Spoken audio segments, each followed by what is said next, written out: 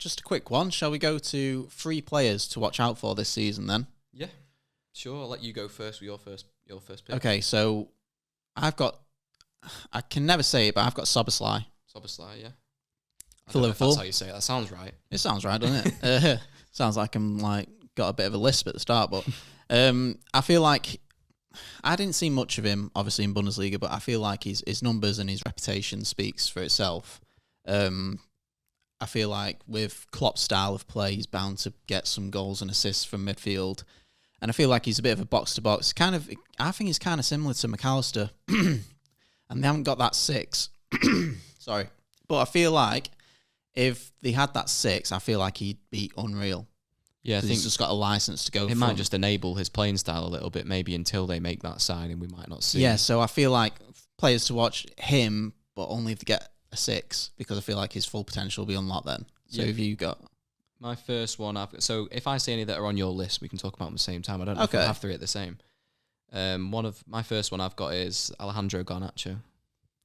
Yeah, I've got him as my player to watch. I think maybe last year you could say it was a breakthrough season, but at the same time, I think this will be the breakthrough season. I think last year we got to see him. The fans wanted to see him. He was exciting. We got to see him scoring goals in I feel like United. I feel like United fans knew he was coming. Yeah, but I think in terms of the Premier League, I think the Premier League will know now. I think this will be the season where you see him start a lot of games. You start to see his impact. I think we saw it in the FA Cup final, as disappointed as that was for us. He looked like one of the only players that looked bright in that game. Yeah, as soon as he came on, did a few good moves and that. So he looks very direct. Obviously, that's my pick with my United glasses on, but I think it's a very viable one. I think he could have a good season this year. Is. I haven't put him on mine just because we watch him week in, week out anyway, and I just feel like people know about him. I'm trying to put players to watch, maybe new signings, and then someone that kind of flopped last season and might be a good season this season. So, number 2, I've got Nicholas Jackson. I've got Nicholas Jackson. Okay. Yeah. So, pre-season, I thought he was immense. I was watching quite a few. Everything I've seen online from Chelsea's pre-season, especially then with it sort of being like he will be the out-and-out player because Nkunku's are not available. Yeah, but it became a lot more exciting then. Yeah, but even when he was in pre-season, they were playing Nkunku behind him. Yeah, they were still playing them both. Yeah. But I'd never even heard of him. Because Jackson, has he come through the academy? Really. They signed him. I don't know anything about him. It was Villarreal, wasn't it? Well, they've signed him from there, or yeah, they signed him from Villarreal. But I think it was his breakthrough season. I think in Villarreal. I can't remember hearing about him before it. But yeah, I mean, even just from seeing him today in the Liverpool game, good, didn't he? He was so direct. He's big. He's fast. But it's that directness because we always see it. As soon as you get a new player, they're very direct. Yeah. But then when the season goes on, they start passing it back. He ran from his own half all the way into Liverpool's half today to set up Mudryk. Wasn't it? It was halfway line. He had someone holding on his shirt half. And he just stayed up, carried on. But I feel like eventually he'd probably just turn around, pass it back, get the players up the pitch. You want the players to be doing that kind of thing, though. You want that directness. Got everyone up on the feet, didn't it? And then Mudryk messes it up. So that covers my second one as well. Yeah, I think he'll be up there for goals as well this season. I think there's definitely potential. What did Tony get last season? 18? 18, 19, yeah. I think Jackson's going to get 15. You could have... Let's see, I can see it. Chelsea, they've got the ability, and if he's fit and he is first choice... Yeah. Poch style football as well, I think. So I actually picked this guy for the surprise package, but I've got Anthony for a player to watch. Anthony? You got him in there. I've got an Anthony.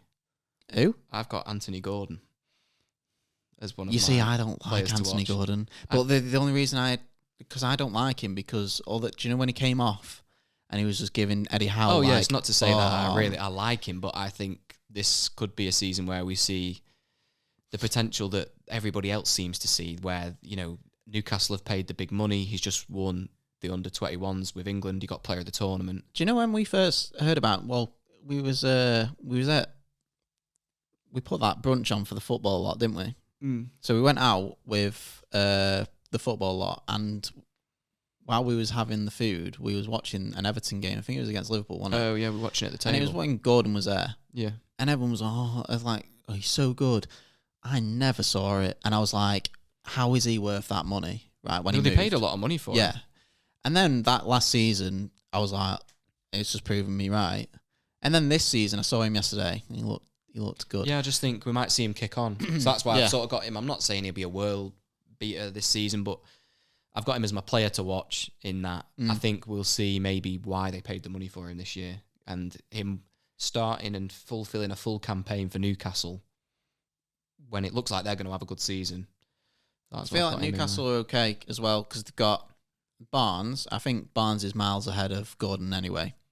He's got a lot more experience too. Yeah. So Barnes, Gordon, and they can play Joe Linton there as well. Yeah.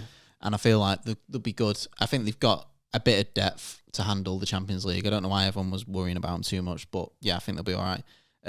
Maybe the defence, if they get an injured centre-back, they'll be in trouble. But yeah, the thing on Anthony, we've already picked up on it. I just feel like he'll have a good season. I think he'll get a lot more assists this season.